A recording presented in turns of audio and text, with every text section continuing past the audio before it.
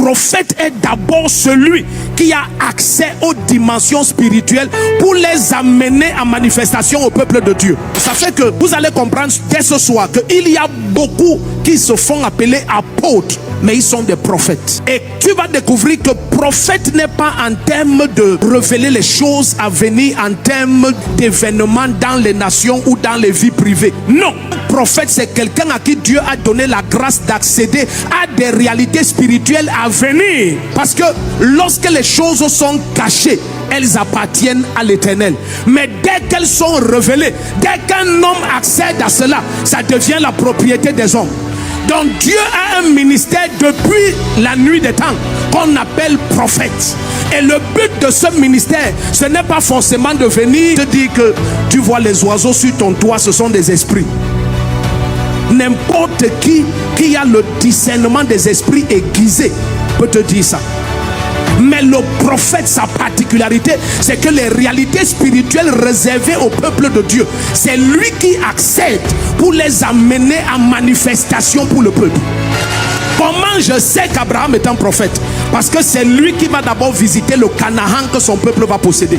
Il est allé jusqu'à visiter le temps de Jésus-Christ. Il est allé jusqu'à visiter la dimension où le peuple de Dieu va marcher avec Dieu.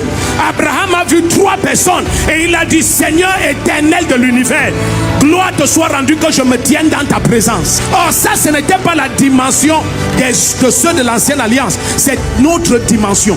Parce que c'est à nous que le Seigneur promet de marcher avec nous, de marcher au milieu de nous. Dès que tu as la capacité d'annoncer une saison et l'église entre dans cette saison, c'est ça un prophète.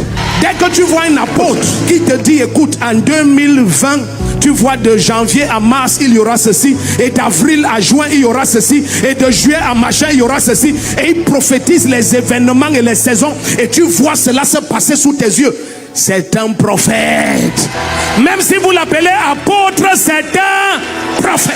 Allons dans Matthieu 13 verset 16. Voyez ce que Jésus dit lui-même. Parmi les 12 apôtres du Seigneur, Jésus n'en a choisi que 3 pour les introduire dans le ministère prophétique. Ils vont marcher ensemble.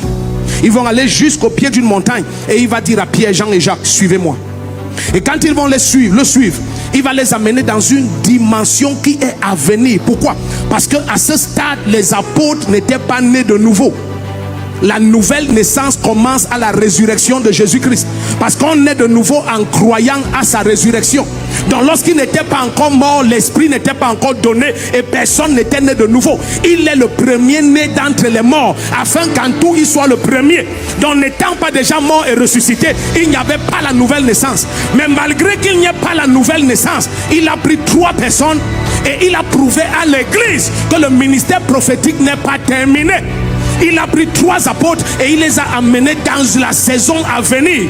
Et pour te montrer que ce n'était pas leur saison, il leur a dit: gardez cela secret jusqu'à ce que je ressuscite. Parce que ce que vous venez d'expérimenter, ce n'est pas pour votre saison, c'est pour la saison à venir.